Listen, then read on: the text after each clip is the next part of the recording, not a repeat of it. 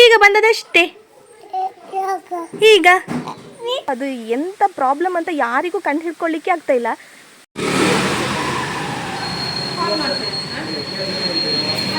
ನಾಲ್ಕು ನೈಟ್ ನಾವು ಕೂತ್ಕೊಂಡೇ ಬೆಳಗ್ಗೆ ಮಾಡಿದ್ದೀವಿ, ಆ ಥರ ಆಯಿತು. Hi friends, welcome back to my YouTube channel. ಹೇಗಿದ್ದೀರಾ ಎಲ್ಲರೂ ಚೆನ್ನಾಗಿದ್ದೀರಾ ಅಂತ ಭಾವಿಸ್ತೀನಿ. ನಾನು ನಿಮ್ಮ ಪ್ರೀತಿಯ ದೀಪಿಕಾ ಮಾತಾಡ್ತಾ ಇರೋದು. ಸ್ನೇಹಿತರೆ, ಇವತ್ತು ನಾನು ಬೆಳಿಗ್ಗೆಯಿಂದ ಇವಾಗ ವ್ಲಾಗ್ ಸ್ಟಾರ್ಟ್ ಮಾಡಿದ್ದೀನಿ. ಅಂದರೆ ಇವಾಗ ಟೈಮ್ ಬಂದು 9:30 ಆಯಿತು. ನನಗೆ ಇವಾಗ ಸುಳ್ಯಕ್ಕೆ ಹೋಗ್ಲಿಕ್ಕಿದೆ. ವಿಷಯ ಅಂತ ಹೇಳಿದರೆ, ನಂದು ಸ್ಕೂಟಿ ಇನ್ನೂ ಸರಿ ಆಗಲೇ ಇಲ್ಲ. ಒಂದು 6-7 ಸಲ ಆಯಿತು ಪಾಣತೂರಿಗೆ ತೊಗೊಂಡು ಹೋಗೋದು. ಮತ್ತು ಮೊನ್ನೆ ಹೋಗಿ ಶೋರೂಮ್ಗೆ ಇಟ್ಬಿಟ್ರು ನಮ್ಮ ಮನೆಯವರು. ಒಂದು ಶೋರೂಮ್ಗೆ ಇಟ್ಟು ಫುಲ್ ಕ್ಲೀನ್ ಮಾಡ್ಕೊಂಡು ಬಂದಿದ್ದು. ಆದರೂ ಕೂಡ ನನ್ನದೊಂದು ಮೇಯ್ನ್ ಕಂಪ್ಲೇಂಟ್, ಇಲ್ಲಿಂದ ಮತ್ತು ಒಂದು 300 ಮೀಟ್ರಷ್ಟು ಕೆಳಗೆ ಫುಲ್ ಡೌನ್ ಅಲ್ಲಿ ಹೋಗಬೇಕು. ಸ್ಟಾರ್ಟಿಂಗ್ ನಂಗೆ ಸಿಗೋದೇ ಡೌನ್ ಪ್ಲೇಸ್. ನಾನು ಅಲ್ಲಿ ಕಚ್ಚಿ ಹಿಡಿದು ಅದು ಎಂಥ ಪ್ರಾಬ್ಲಮ್ ಅಂತ ಯಾರಿಗೂ ಕಂಡು ಹಿಡ್ಕೊಳ್ಳಿಕ್ಕೆ ಆಗ್ತಾಯಿಲ್ಲ. ಹಾಗಾಗಿ ಇವಾಗ ಮತ್ತೆ ವಾಪಸ್ಸಲ್ಲಿ ತೋರಿಸ್ಬೇಕಲ್ಲಿ. ಹಾಗಾಗಿ ನಾನು ಇವಾಗ ಹೋಗ್ತಾ ಇದ್ದೀನಿ. ಮತ್ತು ಇಲ್ಲಿ ನೀವು ನೋಡ್ತಾ ಇರ್ಬೋದು ನನ್ನ ಬ್ಯಾಕ್ ಸೈಡ್, ಅಲ್ಲಿ ನೋಡಿ ಬಾಳೆ ಒಂದು ಚಿಕ್ಕ ಕೆರೆ ಇದೆ, ಅಲ್ಲಿ ಬಾಳೆ ಎಲ್ಲ ಇದೆ. ಬಾಳೆ ಗಿಡ, ಮರ, ಅಡಿಕೆ ಎಲ್ಲ ಬಿದ್ದು ಹೋಯಿತು ಮೊನ್ನೆ ಗಾಳಿ ಮಳೆಗೆ ಅಂತೂ. ಅದು ಹೇಳಲಿಕ್ಕೆ ಆಗೋದಿಲ್ಲ. ಅದು ಅಡಿಕೆ ಮರ ಎಲ್ಲ ಕಡ್ದು ಹಾಕುವಾಗಂತೂ ನೋಡಿ, ಇಲ್ಲಿ ಕೂಡ ಒಂದು ಬಿದ್ದಿದೆ, ದಾರಿಲೇ ಒಂದು ಬಿದ್ದಿದೆ. ಅದು ತುಂಬ ಬೇಜಾರಾಗ್ತದೆ ಹೇಳಲಿಕ್ಕೆ. ಇನ್ನೊಂದು ವಿಷಯ ಅಂತ ಹೇಳಿದರೆ, ನನಗೆ ಚಿಂಟುಗೆ ಸ್ವಲ್ಪ ಹುಷಾರಿಲ್ಲ. ಚಿನ್ನೂನ ನಾನು ಭಾವನ ಜೊತೆ ಕಳಿಸ್ಕೊಟ್ಟೆ ಶಾಲೆಗೆ. ಚಿನ್ನುಗೂ ಹುಷಾರಿರಲಿಲ್ಲ, ಚಿಂಟುಗೂ ಹುಷಾರಿರಲಿಲ್ಲ ಹೇಳಬೇಕಂದ್ರೆ 1 ವಾರದ ಹಿಂದೆ. ನಮ್ಮ ಮನೆಯವರು ಹಾಗೆ ಅವನಿಗೆ ಹುಷಾರಿಲ್ಲ ಅಲ್ವಾ, ಒಂದಿನ ಮುಂದೆ ಹಾಕಿ ಹಾಸ್ಪಿಟ್ಲಿಗೆ ಹೋಗೋದು, ಡೇ ಬಿಟ್ಟು ಡೇ ಹಾಸ್ಪಿಟ್ಲಿಗೆ ಹೋಗೋದು, ಹೀಗೆ ಮಾಡ್ತಾಯಿದ್ವಿ. ಮತ್ತು ನಿನ್ನೆ ಅಂತೂ ನಮಗೆ ನೋಡ್ಲಿಕ್ಕೆ ಆಗಲಿಲ್ಲ. 4 ನೈಟ್ ನಾವು ಕೂತ್ಕೊಂಡೇ ಬೆಳಗ್ಗೆ ಮಾಡಿದ್ದೀವಿ, ಆ ಥರ ಆಯಿತು. ಚಿನ್ನುಗೆ ಬೇಗ ಆರಾಮಾದ. ಅವನು ಒಂದು ಸತಿ ಮೆಡಿಸಿನ್ ತಂದ ತಕ್ಷಣ ಅವನು ಆರಾಮಾದ.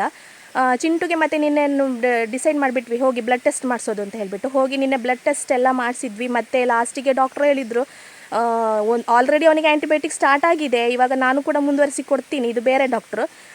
ಮತ್ತು ಇನ್ನೂ 5 ಡೇಸ್ ಮೆಡಿಸಿನ್ ಕೊಡ್ತೀವಿ, ಗುಣ ಆಗಲಿಲ್ಲ ಅಂದರೆ ಅಡ್ಮಿಟ್ ಮಾಡಬೇಕು ಅಂತಂದರು. ನನಗಂತೂ ಅಬ್ಬಾ ದೇವರೇ, ಅವನು ಒಮ್ಮೆ ಹುಷಾರಾದರೆ ಸಾಕು ಅನ್ನೋಷ್ಟು ಆಗಿಬಿಟ್ಟಿದೆ. ಯಾಕೆಂದರೆ ನಾನು ಅವನನ್ನು ಮನೇಲಿ ಬಿಟ್ಟು ಹೋಗಬೇಕು, ಸ್ಕೂಲಿಗೂ ಹೋಗೋಕ್ಕಾಗ್ತಾಯಿಲ್ಲ ಇವಾಗ. ಹಾಗಾಗಿ ನಾನಿವಾಗ ಬೆಳಿಗ್ಗೆ ಹೋಗ್ತೀನಿ. ಇವಾಗ ಫಸ್ಟು ಸುಳ್ಯಕ್ಕೆ ಹೋಗಿ ಶೋರೂಮ್ಗೆ ಗಾಡಿ ಇಡಬೇಕು. ಅಲ್ಲಿ ಏನು ಹೇಳ್ತಾರಂತ ಕೇಳಬೇಕು. ನಾನು ಮನೇಲಿ ಚಿಂಟುನ ಬಿಟ್ಬಿಟ್ಟು ಬೇಗ ಓಡಿ ಬಂದೆ, ಅಕ್ಕನ ಜೊತೆ ಬಿಟ್ಟಿದ್ದೀನಿ. ಅತ್ತೇನೋ ಎಲ್ಲ ಇದ್ದಾರೆ ಮನೆಯಲ್ಲಿ, ಪರವಾಗಿಲ್ಲ. ಮೆಡಿಸಿನ್ ಎಲ್ಲ ಕೊಟ್ಟು ಹೇಳಿ ಬಂದಿದ್ದೀನಿ, ಮಧ್ಯಾಹ್ನ ಕೊಡುವಂಥ ಮೆಡಿಸಿನ್ ಹಾಗೆ. ಓಕೆ, ಇವತ್ತು ಬೆಳಿಗ್ಗೆಯಿಂದ ವ್ಲಾಗನ್ನು ಸ್ಟಾರ್ಟ್ ಮಾಡಿದ್ದೀನಿ. ಇವತ್ತೊಂಥರ ಫುಲ್ ಚಂದವಾಗಿರುತ್ತೆ ಇವತ್ತು ನನ್ನ ವ್ಲಾಗ್. ನಾನು ಯಾಕೆ ಅಂತ ಹೇಳ್ತೀನಿ, ನನ್ನ ವ್ಲಾಗನ್ನು ಎಲ್ಲೂ ಕೂಡ ಸ್ಕಿಪ್ ಮಾಡಬೇಡಿ, ಕಂಪ್ಲೀಟಾಗಿ ನೋಡಿ. ಇದೊಂದು ಫುಲ್ ಫ್ಯಾಮಿಲಿ ಎಂಟರ್ಟೈನ್ಮೆಂಟ್ ವ್ಲಾಗ್ ಇವತ್ತು. ಅದು ವಿಡಿಯೋ ನಿಮಗೆಲ್ಲರಿಗೂ ಇಷ್ಟ ಆಗುತ್ತೆ ಅಂತ ಭಾವಿಸ್ತೀನಿ. ಇಷ್ಟ ಆದರೆ ಪ್ಲೀಸ್ ಒಂದು ಲೈಕ್ ಮಾಡಿ, ಶೇರ್ ಮಾಡಿ, ಕಮೆಂಟ್ ಮಾಡಿ. ದಯವಿಟ್ಟು ಕಮೆಂಟ್ ಮಾಡಿ ಆಯಿತಾ. ಎಲ್ಲರೂ ವ್ಲಾಗ್ ನೋಡ್ತೀವಿ ಅಂತ ಹೇಳ್ತೀರಿ, ಬಟ್ ನನಗೆ ಯಾರ್ದು ಕಮೆಂಟ್ಸು ಇಲ್ಲ.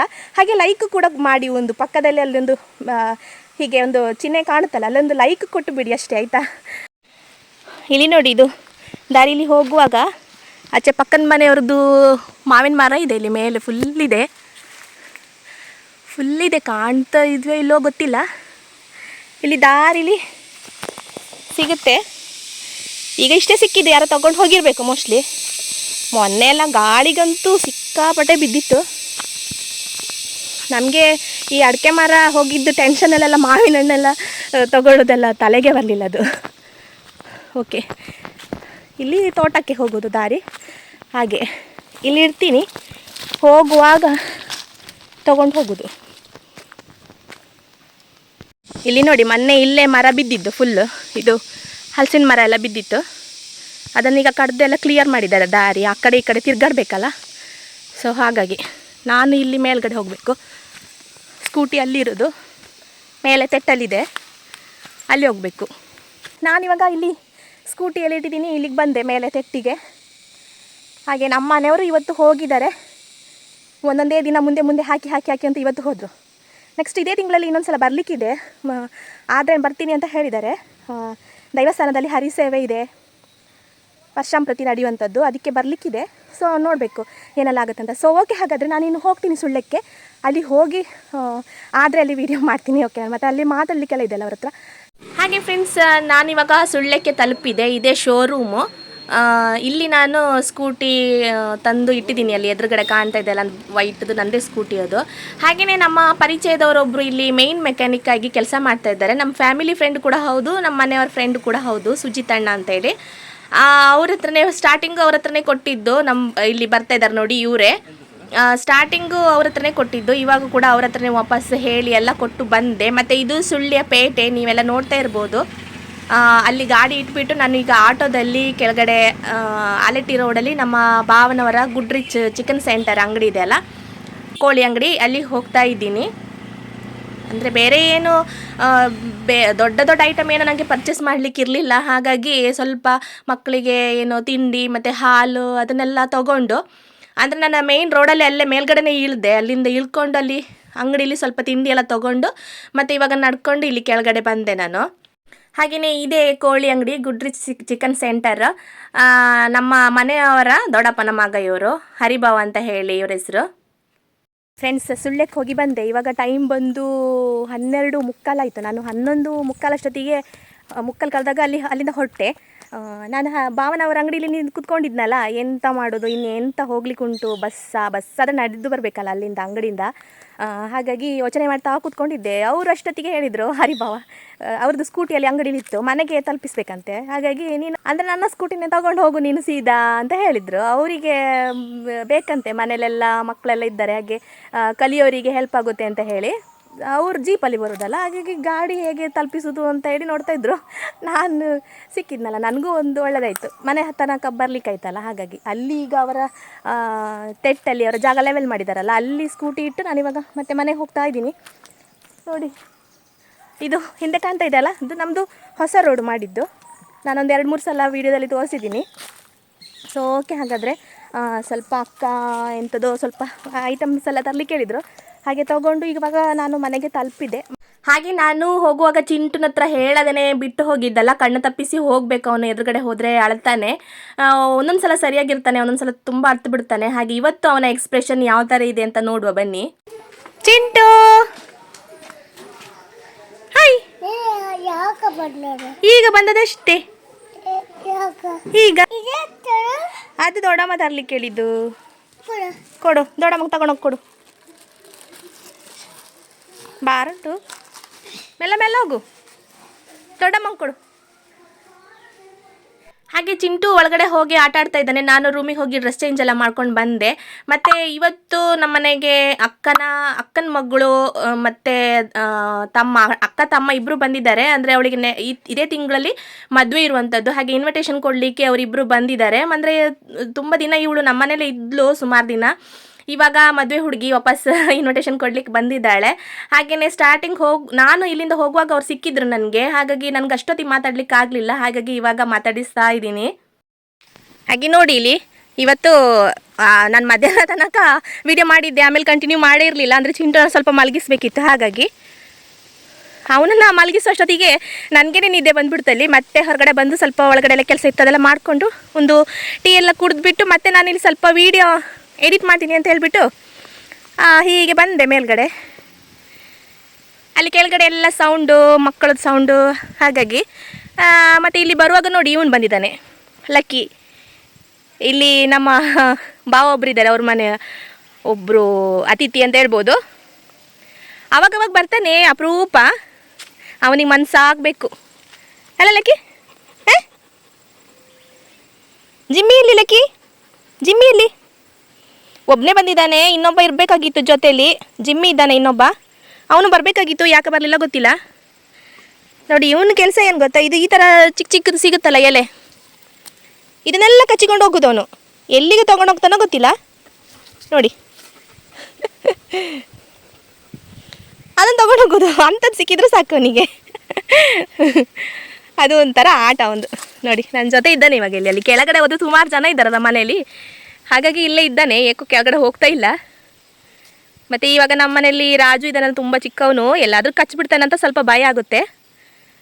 ಹಾಗೆ ಹಾಗೆ ನಾನು ಮೇಲ್ಗಡೆಯಿಂದ ಸ್ವಲ್ಪ ವಿಡಿಯೋ ಎಡಿಟ್ ಮಾಡಿಕೊಂಡು ಕೆಳಗಡೆ ಬಂದೆ ಮನೆ ಹತ್ರ. ಹಾಗೆ ಇಲ್ಲಿ ಬರುವಾಗ ಅತ್ತೆ ನೋಡಿ ಹಿಡಿಸುಡಿ ಮಾಡ್ತಾ ಇದ್ದಾರೆ. ಹಾಗೆ ಇಲ್ಲಿ ಭಾವ ಕೂತ್ಕೊಂಡಿದ್ದಾರೆ, ಅವರಿಗೆ ಸಂಜೆ ಊಟಕ್ಕೆ ಅವ್ರು ರೆಡಿ ಮಾಡ್ಕೊಳ್ತಾರಲ್ಲ, ಹಾಗಾಗಿ ಮಕ್ಕಳೆಲ್ಲ ಭಾವನ ಸುತ್ತಿಕೊಂಡಿದ್ದಾರೆ. ಅಂದರೆ ಇಲ್ಲಿ ಸರಿತನದ್ದು ಮದುವೆ ಇದ್ದೆ ಅಲ್ಲ ಇದೇ ತಿಂಗಳು, ಅವಳದು ಪ್ರೀ ವೆಡ್ಡಿಂಗ್ ಶೂಟಿಂಗ್ ಮಾಡಿದಾರಂತೆ. ಅದನ್ನು ವಿಡಿಯೋನಲ್ಲಿ ತೋರಿಸ್ತಾ ಇದ್ದಾಳೆ ಅವಳು.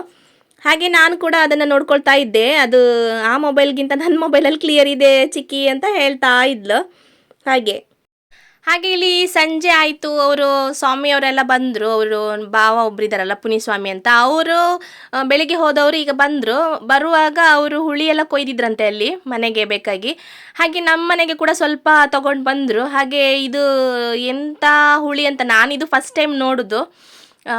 ನಾನು ಹೇಳಿದ್ದೆಲ್ಲ ಕೇಳಿದ್ದೀನಿ, ಅಂದರೆ ಹುಡಿ ಮಾಡಿಟ್ಟಿದ್ದನ್ನೆಲ್ಲ ನೋಡಿದ್ದೀನಿ, ಬಟ್ ಅದು ಇಡೀ ಇರುವಾಗ ಹೇಗಿದೆ ಅಂತ ನೋಡಿರಲಿಲ್ಲ.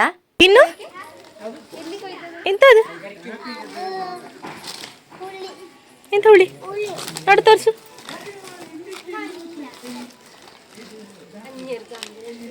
ತೋರಿಸೊಂದು ಒಂದು ತೆಗೆದು ತೋರಿಸು.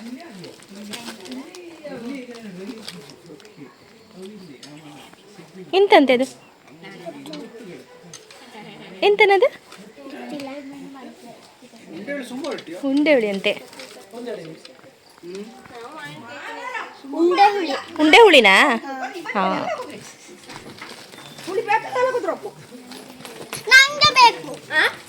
ಹಾಗೆ ಇಲ್ಲಿ ನೋಡಿ ನಮ್ಮ ಅತ್ತೆ ಹುಳಿ ಬೇಕಾದವರೆಲ್ಲ ಬರಬೇಕು ಕುಯ್ಲಿಕ್ಕೆ, ಎಲ್ಲರೂ ಒಟ್ಟು ಸೇರಿ ಕುಯ್ದರೆ ಬೇಗ ಆಗುತ್ತೆ ಅಂತಂದರು. ಯಾಕೆಂದರೆ ಆವಾಗ ಸಂಜೆ ಆಗಿಬಿಟ್ಟಿತ್ತು, ಒಂದು 5:30 6 ಗಂಟೆನೋ ಆಗಿಬಿಟ್ಟಿತ್ತು. ಕತ್ಲಾದ್ಮೇಲೆ ಮತ್ತೆ ಕುಯ್ಯೋಕ್ಕಾಗಲ್ಲ. ಹಾಗಾಗಿ ನೋಡಿ ಈ ಥರ ಇರುತ್ತೆ ಉಂಡೆ ಹುಳಿ ಅಂತ ಇದಕ್ಕೆ ಹೆಸರು. ಅದು ಕುಯ್ದುಬಿಟ್ಟು ಒಣಗ್ಲಿಕ್ಕೆ ಹಾಕಬೇಕು. ಒಣಗಿದ ಮೇಲೆ ಸ್ವಲ್ಪ ಮುಕ್ಕಾಲಂಶ ಒಣಗಿರುವ ಅಷ್ಟೊತ್ತಿಗೆ ಅದರಿಂದ ಬೀಜ ತೆಗಿಬೇಕಂತೆ. ಬೀಜ ತೆಗೆದುಬಿಟ್ಟು ಮತ್ತೆ ಉಪ್ಪು ಹಾಕಿ ಅದ್ರ ಜೊತೆ ಹುಡಿ ಮಾಡಿ ಇಡುವಂಥದ್ದು. ಸ್ಟೋರೇಜ್ ಮಾಡ್ಬೋದು, ಎಷ್ಟು ಟೈಮ್ ಬೇಕಾದರೂ ಸ್ಟೋರೇಜ್ ಮಾಡ್ಬೋದು. ಅತ್ತೆ ಎಲ್ಲರೂ ಕೂರಿಸ್ಕೊಂಡಿದ್ದಾರೆ. ಇಲ್ಲಿ ಅವರು ಪುನಿಸ್ವಾಮಿ ಇದ್ದಾರಲ್ಲ, ಅವರು ನನಗೆ ಹೇಳ್ಕೊಡ್ತಾ ಇದ್ದಾರೆ ಈ ಥರ ಕಟ್ ಮಾಡಿ ಅಂತ ಹೇಳ್ಬಿಟ್ಟು. ನಾನು ಏನೋ ತುಂಬ ಹಾರ್ಡಾಗಿರುತ್ತೇನೋ ಅಂತ ಅಂದ್ಕೊಂಡಿದ್ದೆ ಕಟ್ ಮಾಡಲಿಕ್ಕೆ, ನನ್ನ ಹತ್ರ ಆಗುತ್ತೋ ಇಲ್ವೋ ಅಂತ. ಬಟ್ ತುಂಬ ಈಸಿ ಇದೆ ಇದು, ಅಷ್ಟೊಂದು ಏನೂ ಪ್ರಾಬ್ಲಮ್ ಇಲ್ಲ. ಮತ್ತು ಅದಂದರೆ ಮೇಣ ಅಂತ ಹೇಳ್ತೀವಲ್ಲ ನಾವು, ಅಂಟಿರುತ್ತೆ ತುಂಬ, ಅದ್ರಲ್ಲಿ ಕೈಗೆಲ್ಲ ಹಿಡಿಯುತ್ತೆ. ಅದು ಪರವಾಗಿಲ್ಲ, ಮಕ್ಕಳೆಲ್ಲ ಮುಟ್ಟದೇ ಇರೋ ಹಾಗೆ ಸ್ವಲ್ಪ ನೋಡಿಕೊಂಡ್ರೆ ಆಯಿತು. ಮಕ್ಕಳಿಗೆ ಏನೋ ಒಂಥರ ಖುಷಿ. ಎಲ್ಲರೂ ಸುತ್ತ ಬಂದು ಕೂತ್ಕೊಂಡಿದ್ದಾರೆ. ನಮ್ಮ ಅಕ್ಕ ಯಾಕೋ ಆವಾಗವಾಗ ಕತ್ತಿ ಚೇಂಜ್ ಮಾಡ್ತಾ ಇದ್ದಾರೆ. ಅವರಿಗೆ ಯಾವುದು ಸರಿ ಬರ್ತಾ ಇಲ್ಲ, ಅಂದರೆ ಅದು ಕತ್ತಿ ಏನೋ ಹಾಳಾಗುತ್ತೆ ಅದರಲ್ಲಿ ಕುಯ್ದರೆ ಅಂತ ಹೇಳ್ತಾ ಇದ್ರು. ಹಾಗೆ ಇಲ್ಲಿ ನೋಡ್ತಾ ಇರ್ಬೋದು ನೀವು, ಎಲ್ಲ ಸೇರಿಕೊಂಡು ಕುಯ್ತಾ ಇದ್ದೀವಿ ನೋಡಿ. ಅಂದರೆ ಎಲ್ಲರೂ ಸೇರಿಕೊಂಡು ಕೆಲಸ ಮಾಡಿದಾಗ ಬೇಗ ಆಗುತ್ತೆ ಅನ್ನೋದು ನಮ್ಮ ಅತ್ತೆ ಹೇಳೋದು. ಮತ್ತು ಇಲ್ಲಿ ಲಾಸ್ಟಿಗೆ ಮೋಹನ್ ಭಾವ ಅವರು ನೋಡಿ ಮತ್ತೆ ಲಾಸ್ಟಿಗೆ ಬಂದರು, ಅವರು ಕೂಡ ಕೂತ್ಕೊಂಡಿದ್ದಾರೆ. ಹಾಗೆ ಅದೆಲ್ಲ ಮುಗಿಯೋಷ್ಟೊತ್ತಿಗೆ ಕತ್ಲಾಗ್ಬಿಡ್ತು. ಹಾಗೆ ಇಲ್ಲಿ ಸ್ವಾಮಿಯವರೆಲ್ಲ ಸ್ನಾನ ಮಾಡಿಬಿಟ್ಟು ಇಲ್ಲಿ ಶರಣು ಕರೀಲಿಕ್ಕೆ ನಿಂತ್ಕೊಂಡಿದ್ದಾರೆ. ನಮ್ಮ ಮಕ್ಕಳು ಹೇಗೆ ಅಂತಂದರೆ ಪ್ರತಿದಿನ ಅವ್ರ ಜೊತೆನೇ ಸ್ನಾನ ಮಾಡಿಬಿಟ್ಟು ಅವ್ರ ಜೊತೆನೇ ಊಟ ತಿಂಡಿ ಎಲ್ಲ ಮುಗಿಸ್ಕೊಳ್ತಾರೆ. ಶರಣು ಕರೀಲಿಕ್ಕೆ ಅವರು ಕೂಡ ಎಲ್ಲರೂ ರೆಡಿಯಾಗಿ ಬಂದು ನಿಂತಿದ್ದಾರೆ ಇಲ್ಲಿ. ನೀವು ನೋಡ್ತಾ ಇರ್ಬೋದು, ನಾವು ಕೂಡ ಬಿಟ್ಬಿಟ್ಟಿದ್ದೀವಿ. ಅಂದರೆ ನಮಗಿಲ್ಲಿ ಇವಾಗ ಹೇಳಬೇಕು ಅಂತಿಲ್ಲ ಊಟ ಮಾಡಿ ತಿಂಡಿ ಮಾಡಿ ಅಂತ, ಅವರೇ ಎಲ್ಲ ಆಟೋಮೆಟಿಕ್ ದೊಡ್ಡಪ್ಪನ ಜೊತೆನೇ ಸೇರ್ಕೊಂಡು ಮಾಡ್ತಾರೆ. ಹಾಗಾಗಿ ನಾವು ಕೂಡ ಬಿಟ್ಬಿಟ್ಟಿದ್ದೀವಿ ಫ್ರೀಯಾಗಿ. ನೋಡಿದ್ರಲ್ಲ ಫ್ರೆಂಡ್ಸ್, ಇವತ್ತು ಬೆಳಿಗ್ಗೆಯಿಂದ ವ್ಲಾಗನ್ನು ಸ್ಟಾರ್ಟ್ ಮಾಡಿ ಸಂಜೆ ತನಕ ನಾನು ವ್ಲಾಗನ್ನು ಕಂಟಿನ್ಯೂ ಮಾಡಿದ್ದೀನಿ. ಹಾಗೆಯೇ ಇವಾಗ ಸ್ವಲ್ಪ ಊಟಕ್ಕೆ ಸ್ವಲ್ಪ ಸ್ಪೆಷಲ್ ಇದೆ ಇವತ್ತು. ಅಂದರೆ ನಮ್ಮ ದೊಡ್ಡಭವನವರ ಬರ್ತ್ಡೇ ಕೂಡ ಇವತ್ತು. ಹಾಗೆಯೇ ಅಕ್ಕನ ಮಗಳು ಬಂದಿದ್ದಾಳೆ, ಅವಳು ಸರಿತಾ ಇಲ್ಲಿ ಇದ್ಲಲ್ಲ ಅವತ್ತು. ಹಾಗೆ ಅವಳಿಗೆ ನೆಕ್ಸ್ಟ್ ತಿಂಗಳು ಮದುವೆ ಇರುವಂಥದ್ದು. ಹಾಗೆಯೇ ಅವಳು ಮತ್ತು ಅವಳ ತಮ್ಮ ಬಂದಿದ್ದಾರೆ. ಸೊ ಹಾಗಾಗಿ ಅವರಿಗಾಗಿ ಸ್ವಲ್ಪ ಮದುಮಗಳು ಬಂದಿದ್ದಲ್ವ, ಹಾಗಾಗಿ ಸ್ವಲ್ಪ ಸ್ಪೆಷಲ್ ಇದೆ ಊಟಕ್ಕೆ. ಪಾಯಸ, ಪೂರಿ, ಬಾಜಿ, ಹಾಗೆ ರೈಸು, ಸಾಂಬಾರು ಎಲ್ಲ ಇದೆ. ಪಾಯಸ ಎಲ್ಲ ಮಾಡಿದರೆ ನಮಗೆ ಅದು ಸ್ಪೆಷಲ್ಲೇ. ಸೊ ಎಲ್ಲರೂ ಊಟ ಮಾಡ್ತಾ ಇದ್ದಾರೆ. ಮತ್ತು ಸ್ವಾಮಿಯವರೆಲ್ಲ ಇದ್ದಾರಲ್ಲ, ಅವರೆಲ್ಲ ಊಟ ಮಾಡ್ತಾ ಇದ್ದಾರೆ. ಮಕ್ಕಳು ಎಲ್ಲರೂ ಅವ್ರ ಜೊತೆನೇ ಸೇರ್ಕೊಂಡು ಬಿಟ್ಟಿದ್ದಾರೆ. ಎಲ್ಲ ಊಟ ಮಾಡ್ತಾ ಇದ್ದಾರೆ, ಬಿಟ್ಟಿದ್ದೀವಿ ನಾವು ಊಟ ಮಾಡಲಿ ಅಂತ ಹೇಳಿ. ಹಾಗೆಯೇ ನಾವು ಇನ್ನೂ ಊಟ ಮಾಡಿ ಇನ್ನೂ ಮಕ್ಕಳನ್ನೆಲ್ಲ ಮಲಗಿಸೋದು. ಸೊ ಓಕೆ, ಹಾಗಾದರೆ ಇವತ್ತಿನ ಈ ಒಂದು ವ್ಲಾಗನ್ನು ಇಲ್ಲಿಗೆ ನಾನು ಎಂಡ್ ಮಾಡ್ತಾ ಇದ್ದೀನಿ. ಈ ಒಂದು ವ್ಲಾಗ್ ನಿಮ್ಗೆಲ್ರಿಗೂ ಇಷ್ಟ ಆಗಿದೆ ಅಂತ ಭಾವಿಸ್ತೀನಿ. ಇಷ್ಟ ಆದರೆ ಪ್ಲೀಸ್ ಒಂದು ಲೈಕ್ ಮಾಡಿ, ಶೇರ್ ಮಾಡಿ, ಹಾಗೆಯೇ ಕಮೆಂಟ್ ಮಾಡಿ. ಹಾಗೆಯೇ ಸಬ್ಸ್ಕ್ರೈಬ್ ಮಾಡಿಲ್ಲ ಅಂದರೆ ಸಬ್ಸ್ಕ್ರೈಬ್ ಮಾಡಿ, ವಿಡಿಯೋವನ್ನು ನೋಡಿ ಸಪೋರ್ಟ್ ಮಾಡಿ. ಸೊ ಓಕೆ, ಹಾಗಾದರೆ ಮುಂದೆ ಒಂದು ಹೊಸ ವಿಡಿಯೋದೊಂದಿಗೆ ಮತ್ತೆ ಸಿಗ್ತೀನಿ. ಅಲ್ಲಿವರೆಗೂ ಎಲ್ರಿಗೂ take care, bye. Thank you for watching.